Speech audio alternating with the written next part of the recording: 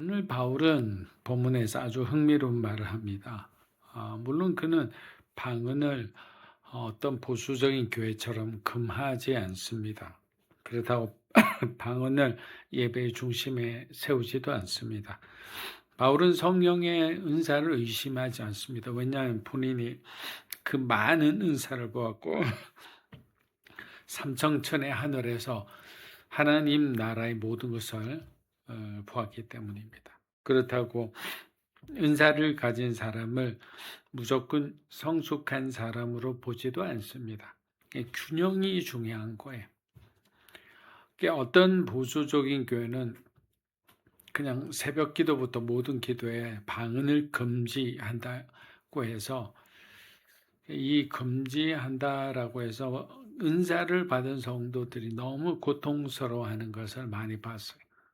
또 어떤 교회는 그냥 들어가면 시작부터 막 방언이 쏟아지니까 여기서 말한 것처럼 내가 정말 믿음으로 하나님 앞에 고백할 수 있는 기도가 안 돼요. 왜? 그분들의 기도가 너무 세서. 그러니까 균형이 있어야 되는 거예요. 왜? 내가 방언도 단계가 있거든요. 처음 제가 방언을 받았을 때는 정말 뚜뚜뚜뚜 따따따따 뭐 이런 것들이 나왔어요. 그런데 이제 들어가고 난 뒤부터는 방언을 많이 말한다 하는 것은 뭐 양을 말하는 게 아니라 그 차원의 높이를 말하는 거거든요. 근데 높은 차원으로 가면 점점 어떻게 되느냐 하면 이제 언어처럼 이렇게 말해지게 돼요. 영적 전쟁을 하면 또 그런 어떤 느낌의 방언이 나오기도 하고. 근데 이것을 여러분들이 만약에 이 본당에서 어떤 분이 방언을 얘기로 기도하더라도 조용히 이렇게 본인과 그 하나님 나라를 위해서 조용히 기도하면서 하는 거와 막 모든 사람들이 기도하는데 막 소리쳐 기도한다면 그것은 오늘 바울이 말한 것처럼 교회와 성도에게 이익이 되지 않는 거예요.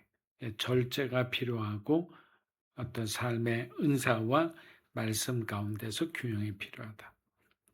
그래서 저는 신앙에 있어서 제일 중요한 것은 균형이라 생각합니다. 제가 만약에 신학자가 되었으면 제 신앙의 모토는 균형의 신학입니다. 균형을 잃어버리면 우리는 아무것도 안 돼요. 저는 은사를 엄청나게 받아서 그쪽으로 막 쏠린 적도 있었고, 이래서는 안 되겠다고 하나님이 말씀을 주셔서 제가 온누리 교회로 옮긴 거거든요. 그래서 향주 목사님의 말씀을 듣고 성도들과 함께 제자 훈련하고 큐티하면서 그 다음에 말씀으로 딱 몸이 다쳐지니까 요동하지를 않는 거예요. 위에 가지는 흔들려도. 이게 이제 균형인 거예요. 그렇다고 너무 보수적인 교회에서 그것만 내서도 안 됩니다. 제가 20대 때 방언받고 얼마 안 됐을 때 서울에 굉장히 큰 교회입니다. 많은 청년들이 모이는 온누리 교회는 아니고요. 온누리 교회 다니기 전이었으니까 그 교회 가서 새벽 기도를 이렇게 갔는데 그분이 한 여성분이었어요. 중년 여성분이었는데 성도들이 다 나가고 난 뒤에 이제 몇 사람 남지 않았을 때 방언 기도를 하는데 방언을 노래로 하더라고요. 근데 제가 그때 아직도 지금도 기억이 나는데 정말 깨꼬리 같던 천사의 어떤 노래 같은 거였어요. 그래서 속으로 야, 방언이 저래 아름다울 수도 있구나. 정말 아직도 기억이 날 정도예요. 하나님이 우리에게 주신 것은 그 방언을 우리가 어떤 사람은 저걸 하고 싶다는 사모함을 통해 하나님 나라에 더 깊이 들어가게 되기도 하고 또 어떤 사람은 그 자체를 가지고 은혜 받아서 눈물을 흘리기도 하는 거예요. 이처럼 내게 주신 것은 어떻게 되냐? 그리스도의 몸을 유익하게 한다면 그것은 하나님이 내게 주신 은사고 그 은사를 나는 바르게 사용하는 겁니다. 그런데 고린도전서 14장은 이쪽 양쪽 주장 모두를 흔드는데 뭐라고 얘기하느냐? 성령의 은사를 무시하는 사람에게는 바울은 이렇게 말합니다. 하나님을 내 이성 가운데 가두지 말라라는 거예요. 왜 네 이성으로 판단해서 신학은 이성입니다. 하나님에 대한 영적인 하나님의 위대한 역사를 인간들이 연구해서 학자들이 연구해서 그 안에서 뭐 성령의 감동을 받듯이 한 것이 아니라 그분들이 기도하고 했겠지만 인간의 영감은 한계가 있죠. 한계가 있는 영감 가운데 정리해 놓은 거예요. 근데 이성 가운데 가두지 말라라는 거예요. 그러나 은사를 자랑하고 막 떠벌리는 사람들은 이렇게 말합니다. 성령이 주신 선물을 내 자랑으로 바꾸지 말라. 막 너무 급소를 지르듯이 적확한 어떤 지적을 하신 거예요. 여러분, 고린도 교회는 말씀드린 대로 은사가 풍성한 교회였어요. 방언도 있었고 예언도 있었고 영적인 열심도 있었습니다. 그런데 이상하게도 그 풍성한 은사가 교회를 더 깊이 든든히 세우지를 못했어요. 왜 그랬을까요? 은사가 부족해서가 아니라 은사를 주신 성령님이 약했어도 아닙니다. 문제는 은사가 흘러가는 방향이었어요.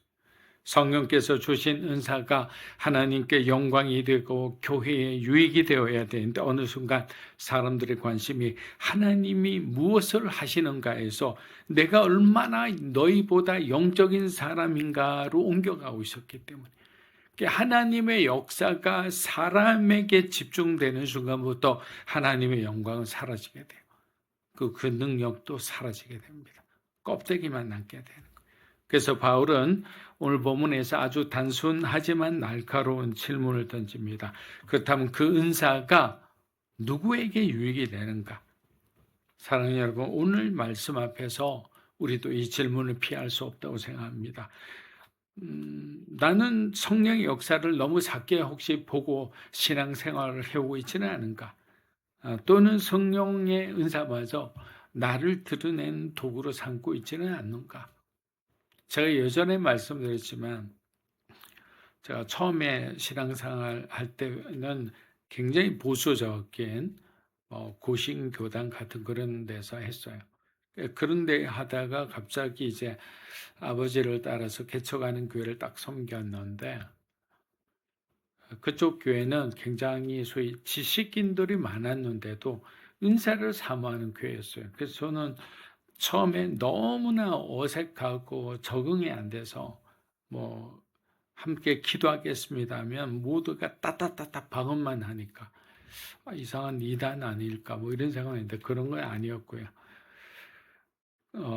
말씀은 또 목사님 말씀은 정확하게 복음적이었기 때문에 근데 거기서 이제 조금씩 이제 성령에 대해서 알아가고 또 목사로 만들기 위해서 은사도 주셨기 때문에 그걸 또 믿게 되고 그러다 보면 어떻게 됐냐면 제가 바로 요 고린도에 있는 사람처럼 하나님의 은사를 제가 어느새 자랑하고 있는 거예요.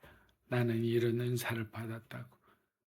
마치 저는 담임 목사님은 말씀을 잘 전하지만 나는 기도의 능력이 강합니다라는 것을 속으로 자랑하고 있었던 거예요.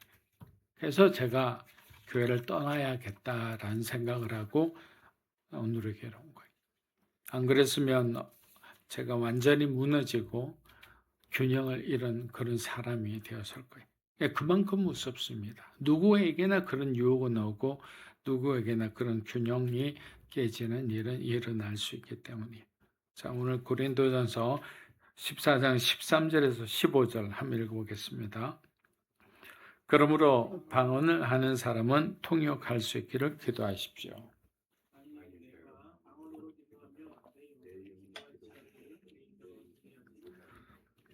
그러면 어떻게 해야 하겠습니까? 나는 영으로 기도하고 또한 이성으로 기도할 것입니다. 내가 영으로 찬미하고 또한 이성으로 찬미할 것입니다. 여러분 여기서 바울은 방언을 멈추라고 하지 않습니다. 오히려 방언하는 사람에게 통역할 수 있기를 기도하라고 말합니다. 통변, 즉 방언을 통역하는 것은 단순히 뭐 외국어를 번역하는 그런 수준이 아닙니다. 방언으로 기도하고 말한 그 내용을 성령께서 깨닫게 하시고 교회가 알아들을 수 있는 말로 풀어내는 그런 은사인 거예요. 마치 뭐 내가 방언으로 뭐로 했는데 옆에 있는 사람이 동변 인사를 가져서 하나님께서 지금 교회를 향해 이렇게 말씀하신다라고 은사가 있는 사람이 이렇게 풀어줄 수 있는 거예요. 근데 방언을 하는 사람은 아무리 그 방언이 깊이가 있더라도 자기가 말하는 것을 모르는 거예요. 왜? 자기는 어떤 생각을 가지고 방언을 하지만 그 방언이 자기가 생각하는 그 기도하고 다를 수 있기 때문에. 그래서 방언만 하지 말고 그 우리말로 기도하라는 거예요. 사랑하는 여러분, 방언은 영으로 하나님께 말하는 그 하늘의 언어로 하는 귀한 은사예요. 내 이성이 다 이해하지 못해도 성령께서 내 영 안에서 하나님을 향해 기도하게 하시는 은혜가 있습니다. 그러나 바울은 거기서 멈추지 않습니다. 나는 영으로도 기도하고 또 이성으로도 기도하겠다. 여러분, 성령의 역사는 결코 우리의 지성과 이성을 버리지 않습니다. 성령은 우리의 영을 깨우는 동시에 우리의 생각도 하나님께 순복하게 하시기 때문에. 그렇지만 방언은 하나님 주신 은사 중 유일하게 나의 영을 세우는 은사입니다. 여러분, 예언의 은사든 섬기는 은사든 여기 나오는 수많은 은사는 결국에는 이타적인 은사예요. 근데 방언은 뭡니까? 내가 방언을 많이 하면 할수록 내 영이 어떻게 됩니까? 점점 굵어지고 든든해진다는 거예요. 그래서 바울이 말하는 것은 바로 이것인 거예요. 은사를 사모하십시오. 그러나 그 은사가 나만의 은혜로 끝나지 않고 교회와 하나님 나라를 세우는 유익으로 흘러가게 하십시오라고 오늘 이 말씀 가운데 당부하는 거예요. 여러분, 이 구절, 이 장이 왜 있겠습니까? 은사가 사라졌고 어떤 사람처럼 사도행전 시대에 끝났다라고 하면 지금 선교지에 일어나는 수많은 기적 같은 그런 역사들은 어떻게 증명하겠습니까? 그 이야기를 그분들하고 같이 논쟁을 하면 아무 소리 안 합니다. 그것도 잘 믿기지 않는다라는 거예요. 하나님의 역사를 이성에 가두면 그렇게 몰상식하게 되고요. 또 너무 그렇게 되면 우리가 볼 때 극단이 되어버리는 거예요. 자, 우리 18절에서 20절 읽어보겠습니다. 내가 여러분 모두보다 방언을 더 많이 함으로 하나님께 감사를 드립니다. 그러나 나는 교회에서 사람들을 가르치기를 위해 방언으로 1만 마디 하는 것보다 깨달은 이성으로 5마디 말하기를 원합니다. 형제들이여, 생각하는 데는 어린아이가 되지 마십시오. 악한 일에는 어린아이가 되고 생각하는 데는 어른이 되십시오. 자, 여기서 우리는 바울의 말을 오해하지 않아야 합니다. 어떤 사람들 이 말씀을 가지고 방언은 별로 필요 없는 것처럼 말합니다. 바울도 교회에서 방언 1만 마디보다 깨달은 말 5마디 하는 게 더 낫다고 하지 않느냐라고 이 말씀 가지고 막 공격하거든요. 근데 이것은 정말 성경을 모르는 사람이에요. 자, 그러면서 방언을 미숙한 어떤 신앙처럼 여기거나 성령 은사를 불편한 것처럼 밀어냅니다. 그러나 본문이 말하는 것을 보아야 된다. 본문 18절에서 이렇게 말하죠. 내가 여러분보다 모두보다 방언을 더 많이 함으로 하나님께 감사드립니다. 라고 했죠. 본문에는. 자, 바울은 방언을 낮게 보지도 않고 그리고 부끄러워하지도 않습니다. 오히려 하나님께 감사한다고 했습니다. 그러면 문제는 방언이 있느냐 없느냐가 아니라 문제는 그 은사가 어떤 목적을 위해 사용되고 있느냐를 지금 계속 반복해서 이야기하는 거예요. 여러분, 개인의 기도 자리에서 방언은 귀한 은혜잖아요. 그런데 우리의 이성이 다 표현하지 못하는 깊은 기도와 탄식과 찬양을 성령님을 통해 하나님께 올려드리는 거예요. 그러나 교회가 함께 모인 자리에서는 달라지는 거예요. 그곳에서는 내가 은혜 받았는 것만이 아니라 함께 모인 성도들이 내 방언을 통해 세워지고 있는가 아니면 실족하는가를 봐야 되는 거예요. 그래서 바울은 방언을 버리라고 말하는 것이 아니라 공예배 안에서는 깨달은 말, 알아들을 수 있는 말, 교회를 가르치고 세우는 말을 더 귀하게 우선적으로 생각하라는 거예요. 네 혼자 개인적으로 기도할 때, 그리고 단체가 함께 새벽기도 끝나고 기도할 때 조용히 기도하고 사람들이 없을 때는 최선을 다해 기도하더라도 많은 사람들 있을 때는 신앙의 성향들이 다르기 때문에 그때는 그들을 위해서 절제하는 게 좋다라는 게 바울의 이야기인 거예요. 나쁘다라는 게 아니라 절제하고 지혜롭게 해라. 사랑하는 여러분, 성숙한 신앙은 성령의 은사를 줄이는 게 아닙니다. 성숙한 신앙은 성령의 은사를 사랑과 질서 안에서 바르게 사용하는 거죠. 바울은 은사를 그렇다고 또 위축하지 않습니다. 오히려 은사가 참으로 하나님으로부터 온 것이라면 그것은 반드시 교회를 세우는 방향으로 성도들 안에 은사 있는 것을 부릴 듯 해야 하는 거예요. 여러분 안에 하나님 주신 은사를 있으면 그냥 내가 은사 받았다라는 자부심을 가지고 있는 것이 아니라 그것을 부릴 듯해서 여러분의 가정과 그리스도의 몸과 하나님 나라를 위해서 여러분들이 적극적으로 귀하게 사용하시기를 축복합니다. 자, 마지막 9절, 22절, 23절 읽어보겠습니다. 그러므로 방언은 믿는 사람들을 위한 것이 아니라 오직 믿지 않는 사람들을 위한 표적이며 예언은 믿지 않는 사람들을 위한 것이 아니라 믿는 사람들을 위한 것입니다. 그러므로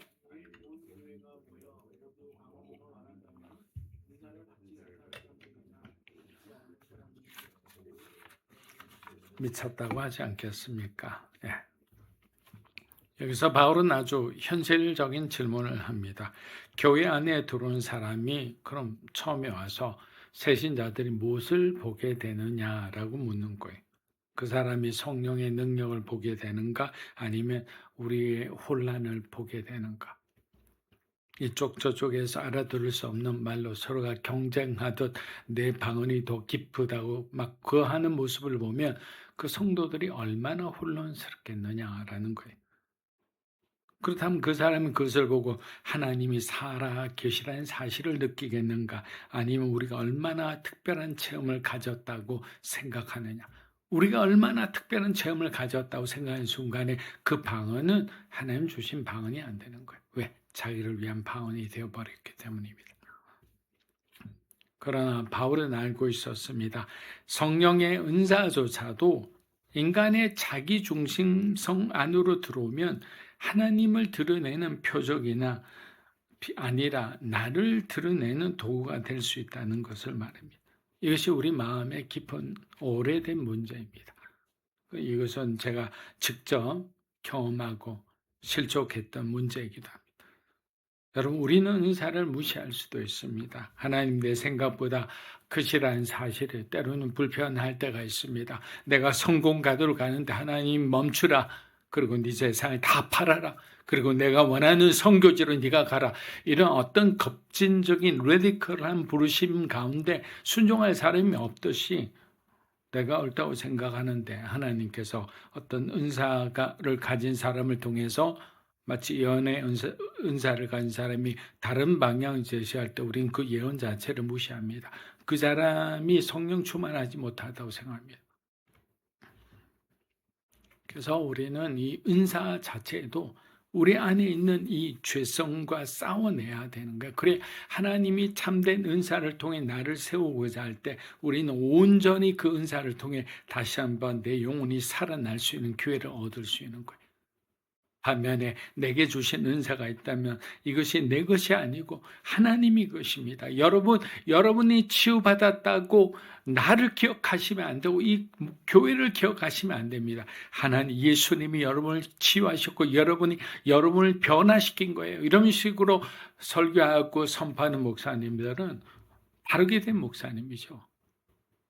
근데 강단 돌아다니면서 춤추면서 마치 내가 한 것처럼 이렇게 본인이 이렇게 하는 사람들은 의심해야 합니다. 왜? 균형을 잃었기 때문이죠. 사랑하는 여러분, 힘들 때마다 어려울 때마다 주님을 바라보았으면 합니다. 예수님은 성령 충만함을 받으셨지만 자신을 높이기 위해 능력을 사용하지 않으셨습니다.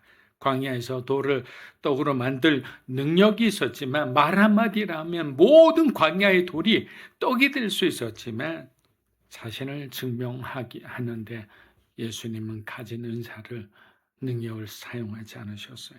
그렇습니다. 우리가 주님의 십자가 앞에 서는 순간 은사가 없는 사람도 열등감에 빠질 필요가 없습니다. 왜? 우리는 모두 그리스도 안에 하나하고 하나님께서 모든 지체를 그 지체에 맞게 만드셨기 때문에.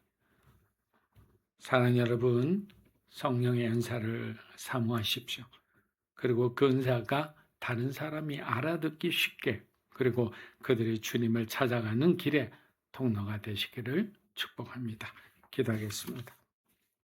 이제는 우리 주 예수 그리스도의 은혜와 하나님 아버지의 크고 놀라우신 사랑과 성령 하나님의 성령님의 감화 감동 교통하심의 역사가 우리에게 주신 은사들, 재능들, 그 모든 것들을 가슴에 품고 이제는 하나님 나라와 함께하는 모든 사람들을 위해서 귀하게 사용하기를 원하는 사랑하는 믿음으로 산 교회 성도 한 분 한 분의 삶과 이 자리에 계신 하나님의 거룩한 백성들 위해 영상으로 함께 드리는 주님의 귀한 동역자 위에 이 나라 민족과 한국 교회와 우리 선교사님 위해 이제로부터 영원토록 함께 하시기를 간절히 축원하옵나이다. 아멘.